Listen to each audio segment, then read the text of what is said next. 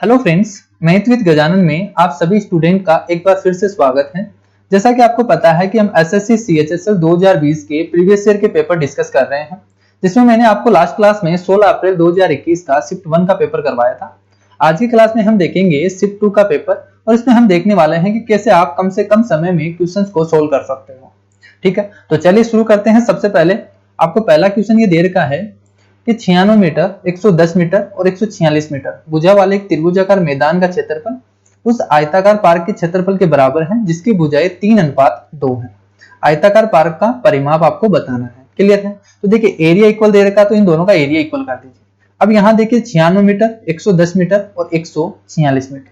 ठीक है, तो देखिए इनको अनुपात देख लीजिए, कहीं ट्रिपलेट बन रहा हो तो यहाँ से देखिए 4 और यहाँ से बन जाएगा 8 दूनी 16 यानी 48, 55 और 76।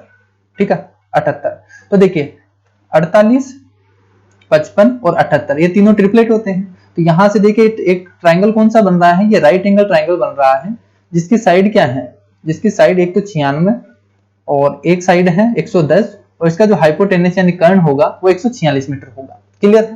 तो यहां से इसका एरिया निकालना आसान है। देखिए एरिया क्या हो जाएगा, हाफ बेस इंटू हाइट, तो 96 इंटू 110 ये किसके इक्वल है, आयताकार क्षेत्रफल के। तो देखिए आयताकार की साइड आपको 3:2 दे रखी है, तो मैं इसे बोल दूं ये लेंथ हो जाएगी 3x और यहां से इसकी जो ब्रेथ है, चौड़ाई है वो 2x मान ली। तो यहां से इसका एरिया कितना हो जाएगा 6x स्क्वायर।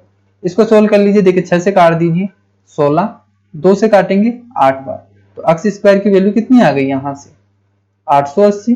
तो यहां से x की वैल्यू कितनी आ जाएगी √880। क्लियर है? इसे हम क्या लिख सकते हैं, देखिए यहां से हम लिख सकते हैं इसे 16 इंटू 55। तो यहां से x का मान कितना हो जाएगा, देखिए 16 का रूट कितना होता है 4, तो यहां से हो जाएगा 4√55। क्लियर?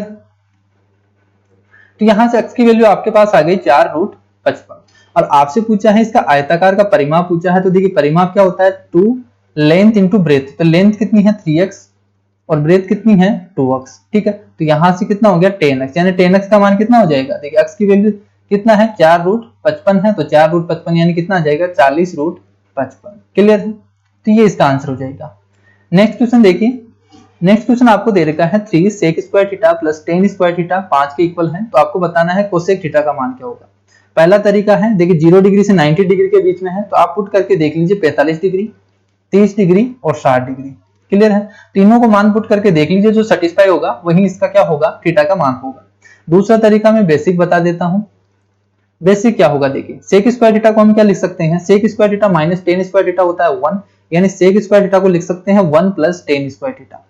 क्लियर है? तो यहां से सेक स्क्वायर थीटा को 1 प्लस tan स्क्वायर थीटा लिखेंगे, तो ये क्या बन जाएगा 1 plus 2 tan square theta equal to ये बन जाएगा 5 का।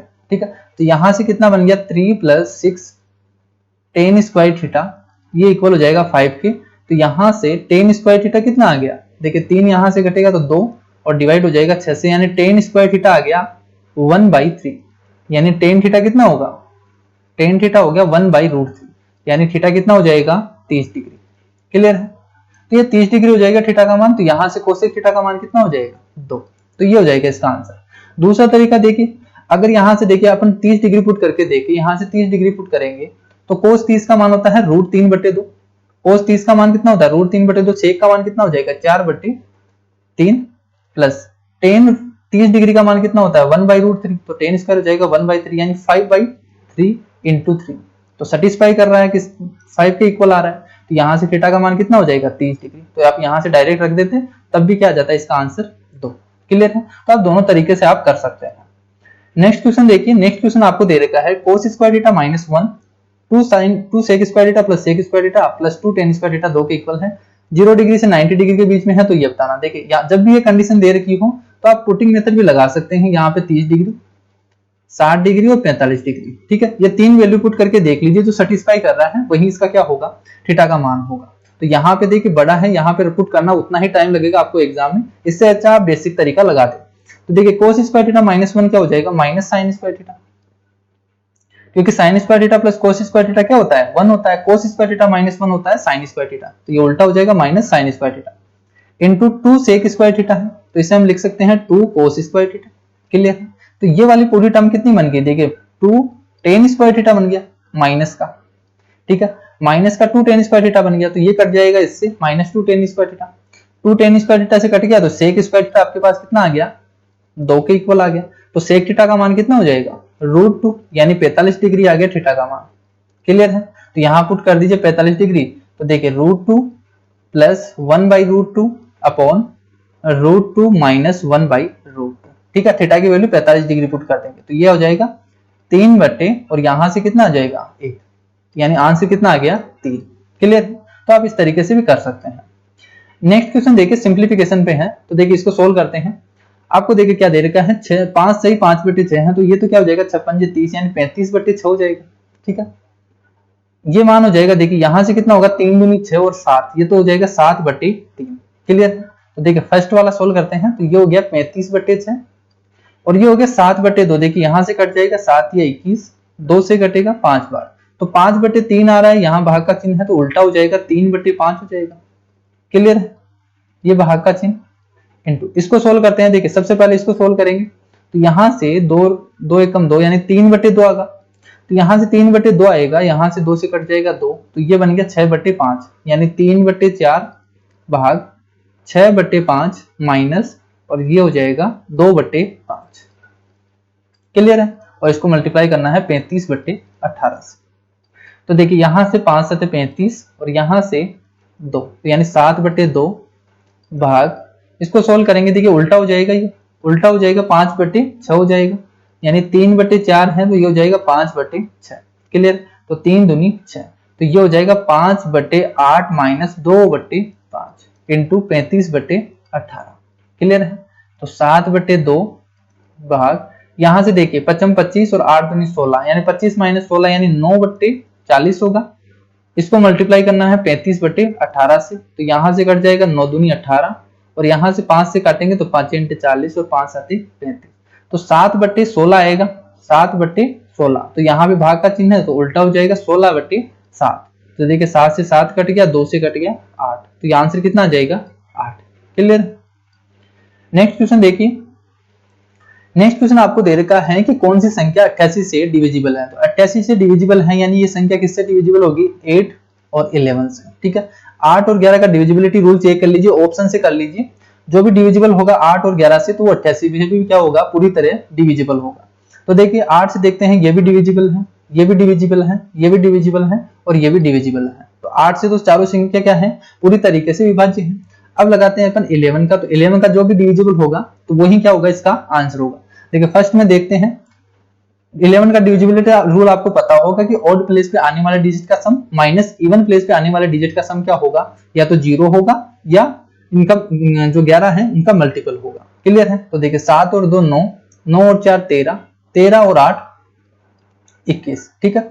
यहां से 7 और 6 13, तो 21 माइनस 13, 21 माइनस 13, तो ये कितना हो जाएगा 8, तो ये तो नहीं होगा। दूसरा देखते हैं, देखिए 7 और 2 9, 9 और 4 13, 13 माइनस 13, तो ये बन गया 0, तो यही क्या हो जाएगा, इसका आंसर हो जाएगा। तो इस तरीके से आपको ऑप्शन मेथड लगाना है। नेक्स्ट क्वेश्चन देखिए। नेक्स्ट क्वेश्चन आपको दे रखा है कि 3 अंकों वाली संख्या है, ये संख्या आपको दे रखी है, इनका एवरेज 411 है। तो देखिए कितनी संख्या है, 1 2 3 4 5, यानी इनका सम क्या होना चाहिए, 411 इंटू 5 होना चाहिए, यही होगा, यानी कितना हो जाएगा इसका 5 5 और 5 चौके 20, तो इन सभी का सम क्या होना चाहिए, 2055 होना चाहिए, ठीक है। तो देखिए यहां से सीधा तरीका है, देखिए आप या तो इनको सभी को जोड़ के देख लीजिए, या डायरेक्ट तरीका में आपको एग्जाम अप्रोच बता रहा हूं कि एग्जाम में आपको क्या करना है। तो देखिए यहाँ पे इसका यूनिट डिजिट क्या है, 5 है, तो आपको चेक करना है कि 5 कहां कैसे बनेगा। तो देखिए 5 5 और 10 15, 5 5 10, 5 3 15, 15 प्लस एक्स और 15 प्लस एक्स प्लस 6, ठीक है, तो 21 प्लस एक्स होगा। तो देखिए यूनिट डिजिट 5 कब होगा, जब x की वैल्यू यहाँ पे क्या हो 4, तो देखिए x की वैल्यू अगर यहाँ पे 4 होगी तभी तो यहाँ पे 8 से जुड़ के क्या बनेगा, यहाँ पे यूनिट डिजिट 5 बनेगा। तो यहाँ से डायरेक्ट क्या आ गया, x की वैल्यू 4, ठीक है, तो x की वैल्यू 4 आ जाएगी, तो यहाँ से पुट कर दीजिए। देखिए 4 की वैल्यू x की वैल्यू 4 पुट करेंगे तो 3, ये हो जाएगा 1 और यहाँ से 7 और एक संख्या कितनी है x प्लस 5 यानी 9, ठीक है। इन सभी को जोड़ दीजिए, 9 और 10, 10 और 10 20, तो इसका एवरेज कितना हो जाएगा, टोटल कितनी संख्या है 4, तो 4 से डिवाइड कर दीजिए तो कितना आ गया इसका एवरेज 5। क्लियर, नेक्स्ट क्वेश्चन देखिए। नेक्स्ट क्वेश्चन आपको देखिए बहुत ही सिंपल सवाल है, ये सभी एग्जाम में पूछा जाता है इस टाइप का क्वेश्चन।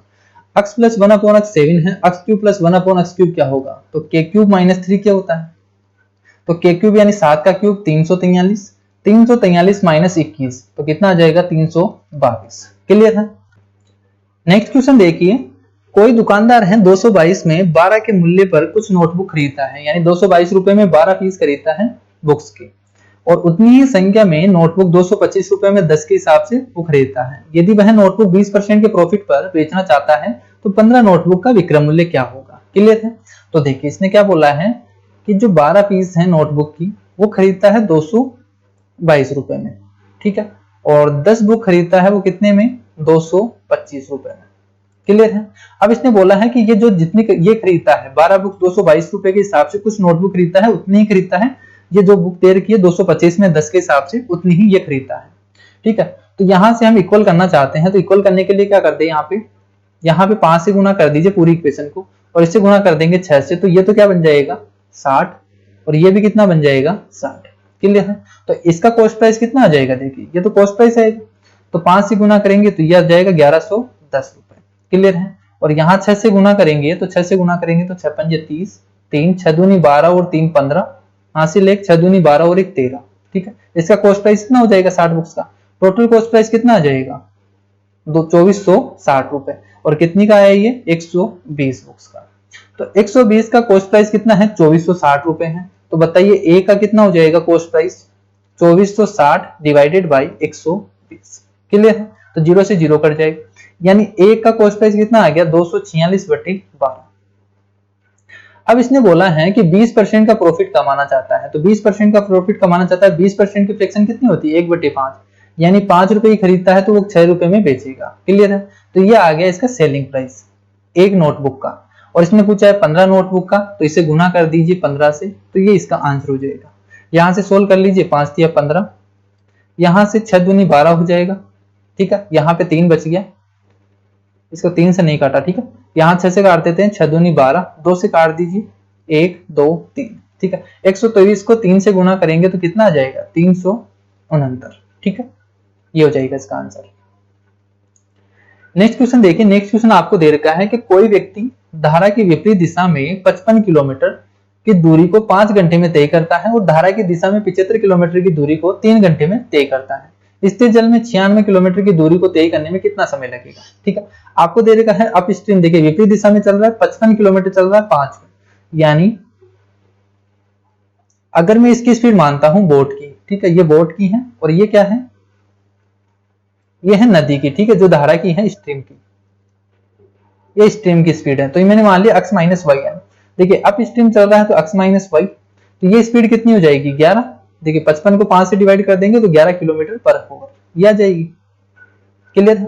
और धारा की दिशा में चल रहा है यानी x प्लस वाई ये चल रहा है, तो इसकी स्पीड कितनी है? 75/3 यानी 25 किलोमीटर पर आवर। क्लियर है?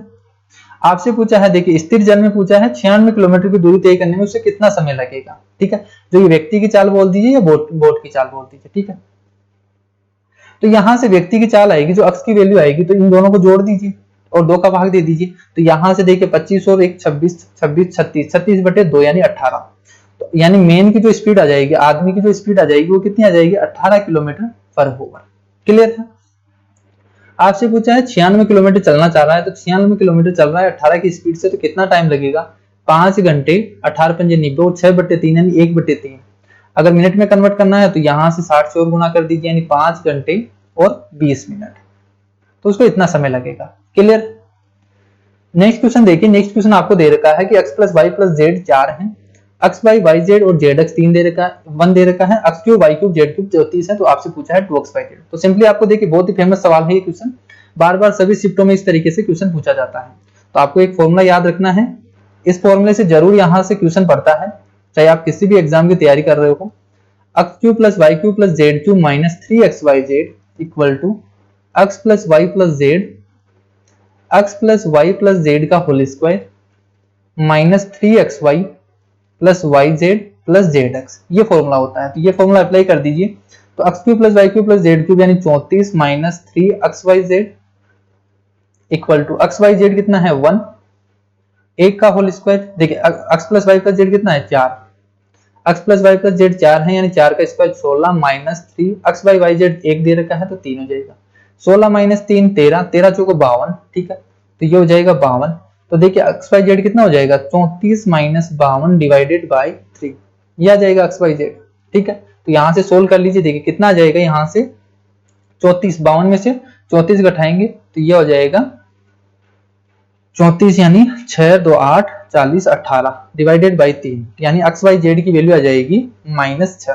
क्लियर, -6 आ जाएगी। आपसे पूछा है 2x वाई जेड तो कितना आ जाएगा -12। क्लियर है। तो आपको ये फॉर्मूला याद रखना है, सभी एग्जाम में एसएससी सीएचएसएल हो चाहे सीजीएल हो, किसी भी एग्जाम हो, इसमें ये क्वेश्चन आपसे पूछा जाता है, इस टाइप का क्वेश्चन, ठीक है। तो बहुत ही इंपॉर्टेंट सवाल है। नेक्स्ट क्वेश्चन देखिए, नेक्स्ट क्वेश्चन आपको देखिए बहुत ही सिंपल सवाल पूछा है, ए और बी का अनुपात आपको दे रखा है 5:4 है और बी और सी का अनुपात दे रखा है 3:5। आपसे पूछा है ए बी सी का अनुपात क्या होगा।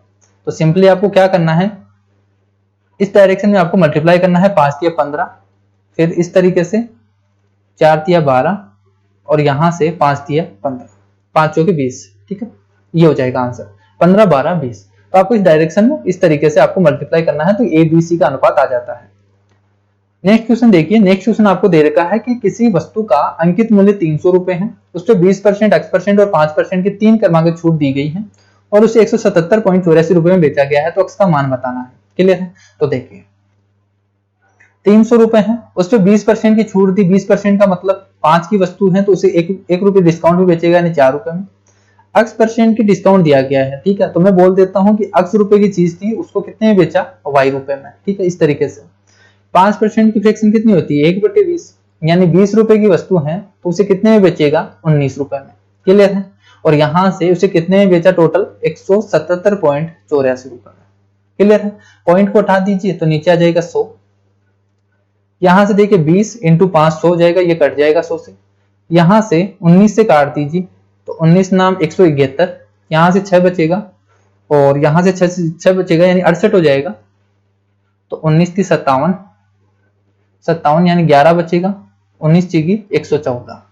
तो यहां से 4 से और काट दीजिए तो 4 दूनी 8, 4 तिया 12, 4 चौक 16। तो ये 3 से और कट रहा है, यहां से 3 से कटेगा, 3 7 21, 3 अंटे 24।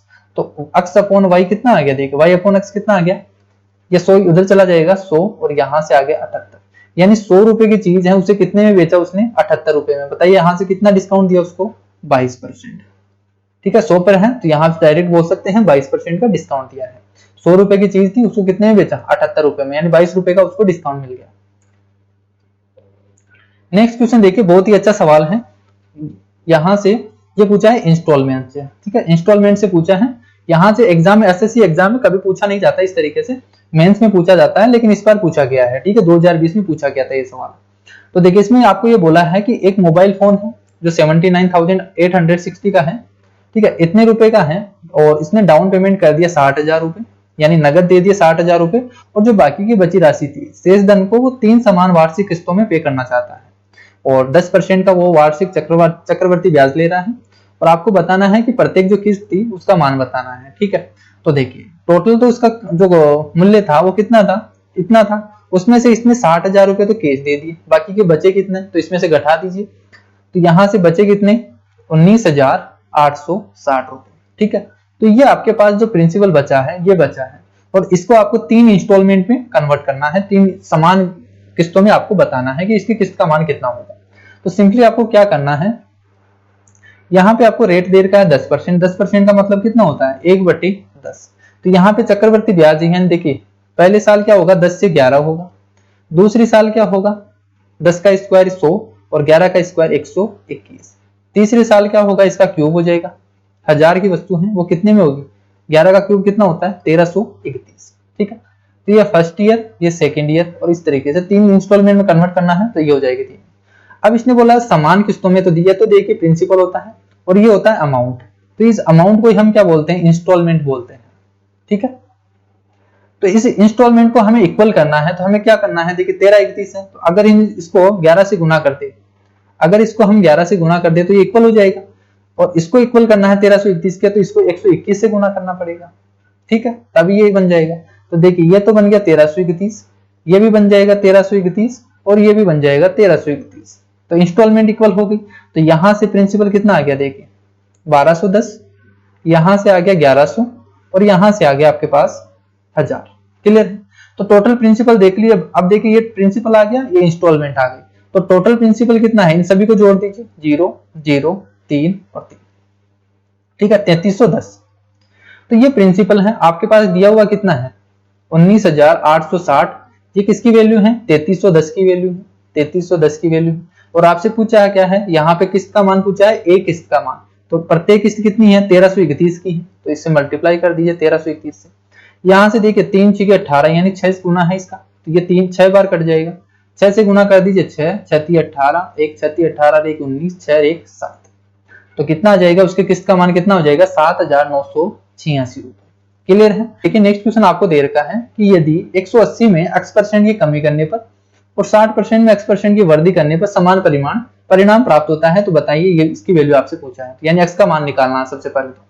तो यहां से देखिए आपसे बोला है कि 180 रुपए है x% की कमी करने पर, तो 100 जिसमें x% की कमी करेंगे यानी 100 माइनस x/100, ये इक्वल हो जाता है जब 60 रुपए में, ठीक है 60 में x% की वृद्धि करते हैं यानी 100 प्लस x डिवाइडेड बाई 100। ठीक है, तो इसको सोल्व कर लीजिए। 100 से 100 कट जाएगा, यहाँ से 6 से 60 से 3 बार चला गया है, यहाँ से हो जाएगा 300 माइनस 3x और ये हो जाएगा 100 प्लस x। तो यहाँ से x की वैल्यू कितनी आ जाएगी, देखिए ये बन जाएगा 4x और यहाँ पे 200 यानी x की वैल्यू आ गई 50। x की वैल्यू 50 आ गई यानी 50%। देखिए आपसे पूछा है 410 का x% है, 410 का 50% कितना हो जाएगा, इसका आधा यानी 205 रुपए। और 210 का x प्लस 20%, तो x की वैल्यू कितनी है 50 यानी 210 का कितना निकालना आपको 70%। तो 210 का 70% कितना हो जाएगा 7 और 7 दूनी 14, ये हो जाएगा। तो आपसे पूछा है, तो देखिए 205 और ये वाली आई 147। इसमें पूछा है कि 410 का x% 210 के x% से कितना अधिक है, तो बताइए यहाँ पे कितना अधिक है, ये देख लीजिए। तो यहाँ पे कितना अधिक आ गया 5 और 3 8 और यहाँ से, ठीक है 205 है और यहां से हो गया 100, सही है ना। 210 का 70%, ठीक है 7 और 7 दूनी 14 147, ठीक है। तो यहां से इसका अंतर देख लीजिए, देखिए कितना अधिक है। तो यहां से हो जाएगा 8 और ये बच जाएगा 19, ठीक है। और यहां से 14 और 5 19 यानी 58 रुपए। तो ये 58 रुपए अधिक है और किस पर है 147 पर। ये तो देखना है कितना अधिक है, इसको सोल्व कर लीजिए। तो देखिए यहां से कितने गुना है ये 5800 है, ये कितना 147 से कितने गुना है, तो कितना परसेंट है लगभग ये देख लीजिए। तो ये 14 चौको 56 यानी 56 और यहाँ पे 58, तो 58 पॉइंट समथिंग है। तो ये लगभग 40% के आसपास आ रहा है। किसके आसपास आ रहा है 40% के। ऑप्शन में देख लीजिए 40% के आसपास कौन सा ऑप्शन है, तो ये ऑप्शन है 39.46%। और देखिए 37% है, 36% है, 31% है। तो ये 40% के आसपास हो जाएगा, यानी 40 के आसपास कौन सा ऑप्शन है 39.46। नेक्स्ट क्वेश्चन देखिए अगर आप इन क्वेश्चंस को करते हैं, प्रीवियस ईयर के क्वेश्चन को करते हैं, तो जो आने वाला CHSL 2021 का पेपर है वो आपके लिए बहुत ही इजी लगेगा, क्योंकि रिपीटेड क्वेश्चन होते हैं SSC CHSL में। ठीक है, तो अगर आप इन क्वेश्चन को बार बार करते हैं तो आपके लिए बहुत ज्यादा हेल्पफुल रहेगा आने वाला एग्जाम। देखिए साइन थीटा आपको दे रखा है 12/13 और आपसे पूछा है इसका मान, तो यहाँ से ट्रिपलेट है। तो देखिए साइन थीटा है 12/13 यानी ये हो गया, और यहाँ से ट्रिपलेट हो जाएगा 5 12 13 का, यानी बेस कितना हो जाएगा 5। क्लियर। साइन स्क्वायर थीटा क्या हो जाएगा, देखिए साइन स्क्वायर थीटा हो जाएगा 12 का स्क्वायर यानी 144 divided by 169 minus cos square theta आधार बटे यानी 25/169 divided by 2 cos theta. Cos theta का मान कितना हो जाएगा 5/13 और साइन थीटा हो जाएगा 12/13 और इससे गुणा करना है coat square theta. Coat square theta कितना हो जाएगा, देखो बेस अपॉन परपेंडिकुलर यानी 25/144 ये होगा। यहां से सोल्व कर लीजिए, देखिए एलसीएम 169 आएगा, यहां से 144 में से 25 घटा दीजिए, तो यहां से कितना बच जाएगा 119 डिवाइडेड बाय यहां से 169 बनेगा वो कट जाएगा, यहां से बन गया 2 × 5 × 12 × 25/144 ये होगा। 5 से काट दीजिए 5 बार और यहां से सोल्व कर दिए 119 को 5 से गुना करेंगे तो कितना बन जाएगा 9 × 5 = 45 4 5 और 4 9 595 डिवाइडेड बाई 12 को 2 इससे गुना करना है। तो देखिए यहाँ पे देख लीजिए 4 दूनी 8 8 दूनी 16, इसका यूनिट डिजिट कितना आ रहा है 6 आ रहा है, यानी यूनिट डिजिट यहाँ पे कितना आएगा, 6 आएगा। ऑप्शन चेक कर लीजिए, किसी में भी देखिए यूनिट डिजिट किसमें 6 है, इसमें है, तो ये आंसर हो जाएगा। तो इस तरीके से भी आप एग्जाम में टाइम बचा सकते हैं। तो आपको पूरा सोल्व नहीं करना, आपको यूनिट डिजिट का भी कंसेप्ट लगाकर आप टाइम बचा सकते हैं।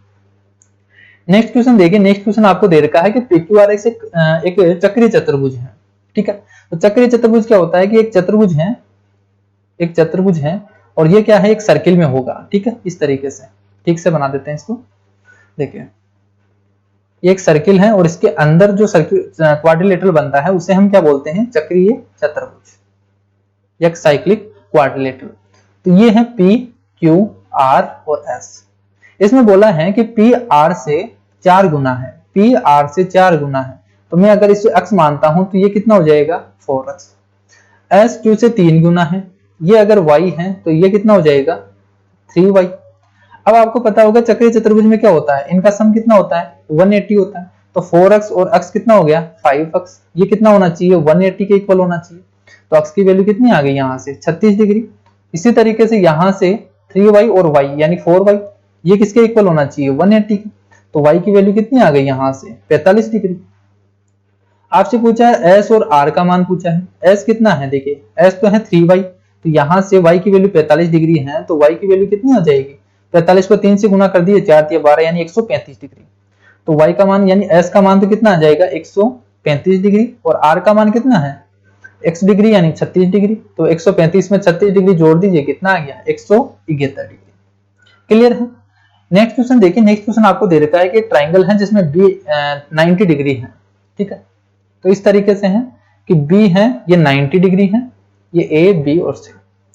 आपसे बोला है कि AD और CE ये एक मीडियन है और AC की लेंथ आपको दे रखी है 10 सेंटीमीटर है और AD की लेंथ, ठीक है, इसकी लेंथ आपको दे रखी है √55। क्लियर है। और आपसे पूछा है CE का मान क्या होगा, CE का मान क्या होगा। देखिए यहाँ से क्या हो जाएगा, अगर ये मीडियन है, AD मीडियन है, तो मैं इसे मानता हूं अक्ष है, तो ये भी क्या होगा, अक्ष होगा। अगर ये मीडियन है, CE मीडियन है, तो ये y है, तो ये भी क्या होगा, y होगा। अब इस ट्राइंगल में देख लीजिए टोटल ABC में, यहाँ पे मैं पाइथागोरस प्रमेय लगा रहा हूँ, ये साइड 2x हो गई, ये 2y हो गई, यानी 4x square plus y square किसके इक्वल होगा, कर्ण स्क्वायर यानी 100 के। तो यहाँ से x square plus y square कितना हो जाएगा, 25। तो एक इक्वेशन आ गई यहाँ से। दूसरी इक्वेशन आपको देखिए यहाँ पे इसकी लेंथ दे रखी है, तो इस ट्राइंगल में बता दीजिए, यहाँ पे पाइथागोरस प्रमेय लगाएंगे तो 2y, ये वाली साइड तो कितनी हो गई, 2y, और ये वाली साइड x है, यानी x square plus 4y square, ये किसके इक्वल होगा, √55 का स्क्वायर यानी 55 के। दो इक्वेशन हो गई, यहाँ से x और y निकाल सकते हैं। तो देखिए यहाँ पे घटा दीजिए, 2 में से 1 घटा देंगे, 2 में से 1 घटा देंगे तो 3y स्क्वायर आ जाएगा। 3y स्क्वायर कितना आ जाएगा, देखिए यहाँ से 30 डिग्री आएगा, सॉरी 30 आएगा। तो y की वैल्यू कितनी आ जाएगी, √10 आएगी। y की वैल्यू कितनी आ गई, √10। तो यहाँ से y की वैल्यू यहाँ पे पुट करेंगे तो x की वैल्यू कितनी आ गई, यहाँ से 10 पुट करेंगे 15 हो जाएगा, यानी √15। क्लियर है। तो x की वैल्यू आपके पास आ गई √15 और y की वैल्यू कितनी आ गई, √10। आपसे पूछा क्या है, आपसे पूछा है CE की लेंथ क्या होगी, यानी CE की लेंथ क्या होगी, √15 है, ये √15 यानी 2√15 हो गई। तो देखिए 2√15 हो गई, यहाँ पे इसमें लगा देंगे अपन, इसमें पाइथागोरस प्रमेय लगा दीजिए। तो √10 यानी 10 प्लस 2√15 का स्क्वायर यानी 4 × 15, तो 15 चौके 60 और 70, तो कितना आ जाएगा, √70। तो आपको सिंपली इसमें क्या करना है, आपको पाइथागोरस प्रमेय लगाकर सोल्व करना है, सिंपल है। नेक्स्ट क्वेश्चन पे चलते हैं। नेक्स्ट क्वेश्चन आपको दे रखा है कि ABC की भुजा है, BC को डी बनाया गया है। एक ट्राइंगल है ABC, जिसमें BC भुजा को D तक बढ़ाया गया है। ABC और ACD ये वाले एंगल हैं, इनके एंगल बाइसेक्टर हैं, वो E पर मिलते हैं, इनके एंगल बाइसेक्टर हैं वो E पर मिलते हैं। और AB आपको दे रखा है, AB है वो AC के इक्वल है, AB है वो AC के इक्वल है। और आपसे पूछा है कि BEC अगर 35 डिग्री है, BEC ये वाला एंगल अगर 35 डिग्री है तो आपको बताना है ABC का मान क्या होगा। ये वाला एंगल बताना है आपको, ABC एंगल B का मान बताना है। क्लियर है। तो आपको पता होगा, देखिए अगर एंगल बाइसेक्टर यहाँ पे दोनों को काट रहा है, ये 35 डिग्री है, तो अगर यहाँ पे ये थीटा होता है तो ये θ/2 होता है, ठीक है, ये आधा होता है। तो बताइए ये एंगल कितना हो जाएगा, इसका डबल हो जाएगा, तो ये 70 डिग्री होगा। ये 70 डिग्री है, ये आइसोसेलेस यानी समद्विबाहु त्रिभुज बन गया, तो ये 70 है, टोटल का सम 180 होता है, तो 70 यानी 180 में से 70 घटा दीजिए 110, और 110 का आधा कितना हो जाएगा 55, तो ये एंगल 55 होगा और ये भी कितना होगा 55, तो आंसर कितना आ जाएगा इसका 55। क्लियर। नेक्स्ट क्वेश्चन देखिए, किसी निश्चित संख्या में व्यक्ति एक कार्य को 55 दिन में पूरा कर सकते हैं। कोई भी एक कार्य है, ठीक है, मान लेता हूं कि मैं टोटल जो वर्कर हैं अक्ष हैं, ठीक है, अक्ष व्यक्ति हैं जो 54 दिन में कंप्लीट कर सकते हैं, यानी टोटल वर्क ये हो गया। यदि 15 व्यक्ति कम हो जाते हैं, तो पहले अगर अक्ष थे तो 15 व्यक्ति कम हो जाते हैं, तो उसी काम को करने में 18 दिन अधिक लगते हैं। तो 18 दिन, पहले 54 दिन लगते थे, अब 18 दिन अधिक लगेंगे, ठीक है, तो कितना दिन लगेंगे 72 दिन। क्लियर है। तो ये भी टोटल वर्क है और ये भी क्या है टोटल वर्क, तो दोनों को इक्वल कर देंगे।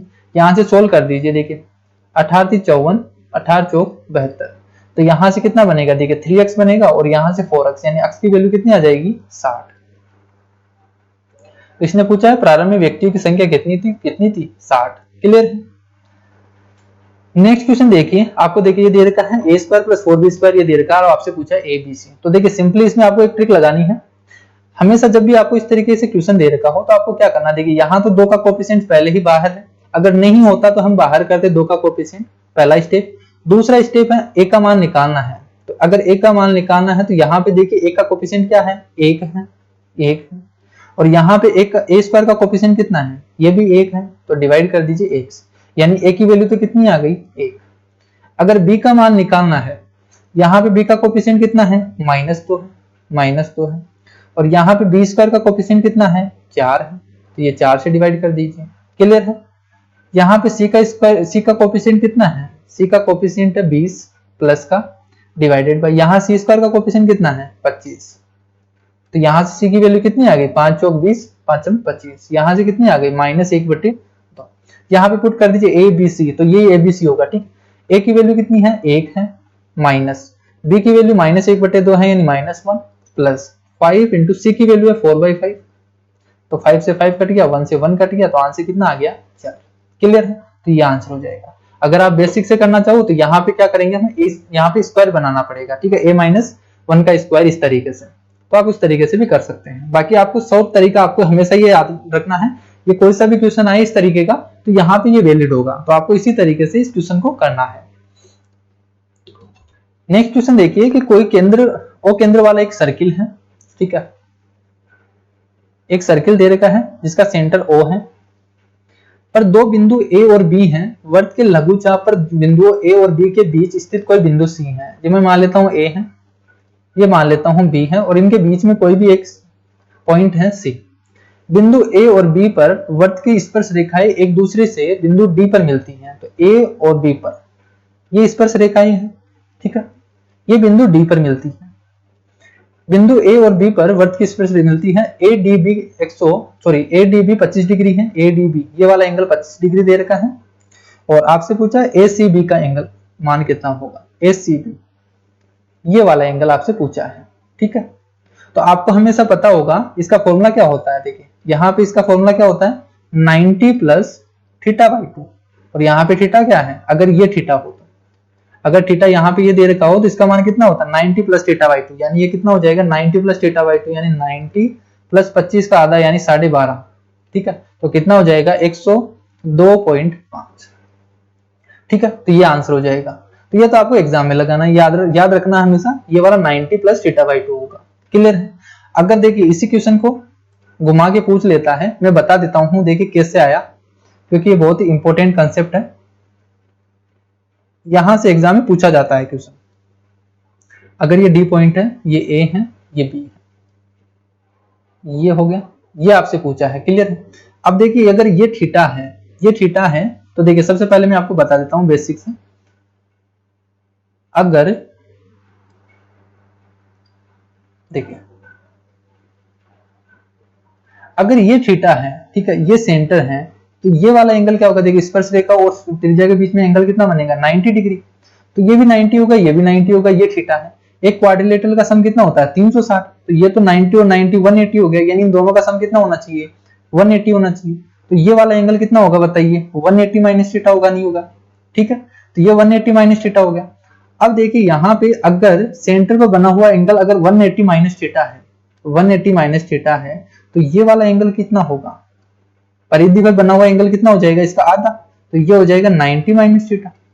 क्लियर है? तो ये 90 माइनस थीटा हो गया।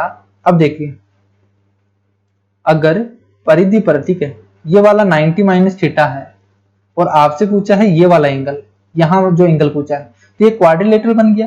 क्वाड्रिलेटरल बन गया तो इनका सम कितना होना चाहिए, 180 होना चाहिए। तो ये 180 माइनस 90 माइनस थीटा करेंगे तो ये कितना आ जाएगा, 90 प्लस थीटा बाई 2।